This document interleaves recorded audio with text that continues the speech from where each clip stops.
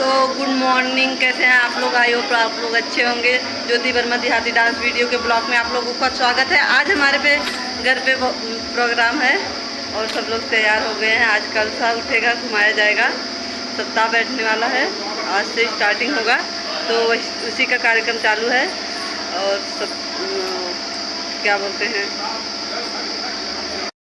पूरा कार्यक्रम जारी होगा। अभी देखो वहाँ पंडित लोग सजा रहे हैं, सारा कुछ आप लोग को दिखाएंगे। आप लोग हमारे ब्लॉग में बने रहना। जारी हो चुकी है, सब लोग तैयार हो गए हैं पीला पीला कपड़ा पहन के। ये देखो स्टेज है जहाँ पर ऐसे बने ऐसे जाए। ये सामने से भी दिखाएंगे। अभी ये वाला दिखा देते हैं आप लोगों को। यहाँ जहाँ मतलब चौकी बैठी है, सब लोग तैयारी बना रहे हैं। कलसा उठने का हो चुका है, सब लोग तैयार होकर आ रहे हैं और काफ़ी लोग आए हुए हैं। देखो यहाँ पर कथा कहा जाएगा, इसलिए स्टेज सजाया हुआ है। आप लोग अभी सब लोग यहीं खड़े हैं, सब पीले पीले पहने हैं। और मेरे ससुर जी भी आए, वो बैठे हैं और मेरे हस्बैंड जी वहाँ बैठे हैं, मेरे बेटा वहाँ खड़े, सब लोग खड़े हैं।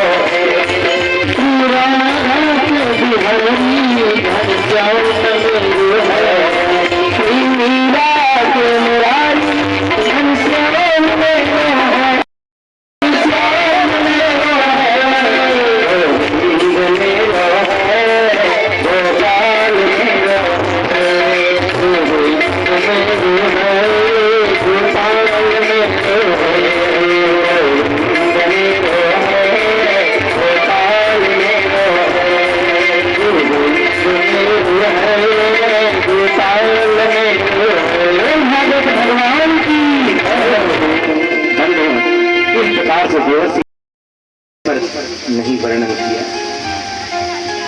आपने जो है वायु पुराण लिखा तो वायु से ही पूरी सृष्टि की रचना कर दिया। अग्नि पुराण लिखा तो आपने ब्रह्म को अग्नि को ही ब्रह्म बता दिया। आपने शिव पुराण लिखा तो शिव पुराण में ऐसा लिख दिया कि शिव के द्वारा ही पूरी सृष्टि की रचना हुई है। नारद पुराण लिखे तो नारद के द्वारा, मत्स्य पुराण लिखे तो मत्स्य के द्वारा, विष्णु पुराण लिखे तो विष्णु के द्वारा, ब्रह्म वैवर्त पुराण लिखे, पद्म पुराण लिखे। यानी मेरा कहने का मतलब बंधुओं ये है कि व्यास जी महाराज 17 पुराणों में जो पुराण लिखे उसमें किसी एक को निर्धारित नहीं किए कि मूल कौन है। जैसे आप चले जाओ गंगा जी के पास तो गंगा दास नाम रख लो, जमुना जी के पास चले जाओ तो जमुना दास बन जाओ, सरजू जी के पास चले गए तो सरजू दास बन गए। उसी प्रकार से व्यास जी महाराज 17 पुराणों की रचना करने के बाद में जिन्हें देवी देवताओं के नाम से पुराण लिखा उन्हीं को सर्वोपरि बता दिया, निचोड़ बताया ही नहीं, सब गोलमाल हो गया। तब देवर्षि नारद जी महाराज कहते हैं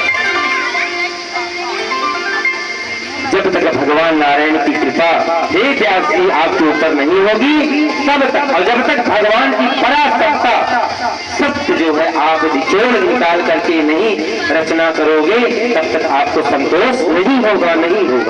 अब देवर्षि नारद जी अपनी पूर्व जन्म की घटना, पिता की साया मेरे सिर से उठ गई। मेरी माँ थी, वो राजा के यहाँ दासी थी, राजा के यहाँ काम करती थी और मेरी उम्र उस समय ज्यादा से ज्यादा 5 वर्ष की थी। एक दिन की बात है, चतुर्मास करने के लिए जो है बहुत सारे ऋषि महर्षियों का झुंड उस राजा के राज्य में आया और वहां पर वो बैठ करके चतुर्मास करने लगे। 4 महीने तक की जो है भगवान की उपासना, संध्या, पूजा करने लगे चतुर्मास, और मैं उनकी सेवा में लग गया। हालांकि मेरी उम्र 5 वर्ष की थी, मैं बहुत छोटा था, लेकिन मैं संतों की सेवा करने लगा और मैं स्वभाव से भी बड़ा शांत था। अब मेरी माँ भी मूढ़, बहुत चतुर चालाक नहीं थी, बेचारी सीधी थी। मैं कभी ऋषियों के बर्तन धो देता, जहां पर ऋषि रहते थे, कभी मैं वहां झाड़ू लगा देता, कभी पुष्प तुलसी आदि तोड़ कर ला करके दे देता। इसी प्रकार से मैं संतों की सेवा में लग गया। और जब संत शाम को प्रसाद खाते भोजन, तो उनके पत्तन में जो जूठा बचता, चावल कुछ भी, जो भी प्रसादी बचती, मैं उसको चुपचाप फेंकता नहीं था, उसको इकट्ठा करके मैं खा लेता। और उस प्रसाद के प्रभाव से हुआ क्या, मेरे जितने पूर्व जन्म के पाप थे सब जो है धीरे धीरे खत्म हो गए। और जब वो पाप मेरा खत्म हो गया, मेरा मन निर्मल हो गया। और मन निर्मल होने के बाद में जब ऋषि महर्षि जो संत आए थे, जब वो शाम को सत्संग करते, तो मैं बड़े प्यार से प्रेम से बैठ करके उनके प्रवचन को सुनता, सत्संग सुनता, भगवान की मनोहर लीला, भगवान के गुण रूप को जो उनके मुखारविंद से सुनता, और आंख मूंद करके अपने हृदय में उनकी छवि बसा करके और मैं अनुभव करता। इस प्रकार से मैं भगवान का ध्यान करता है। ने मेरी अवस्था को देख करके बोले, बेटा अभी तेरी उम्र बहुत छोटी है और तू अपने माँ का एक लौता पुत्र है, इसलिए तुम्हें ले चलना उचित नहीं है। और ऋषियों ने जो है भगवान के नाम को प्रदान करके देवर्षि नारद को और चले गए। और देवर्षि नारद जी महाराज ऋषियों के बताए हुए मार्ग पर प्रतिदिन भगवान का नाम उच्चारण करते, भक्ति करते और भगवान की सेवा पूजा करते।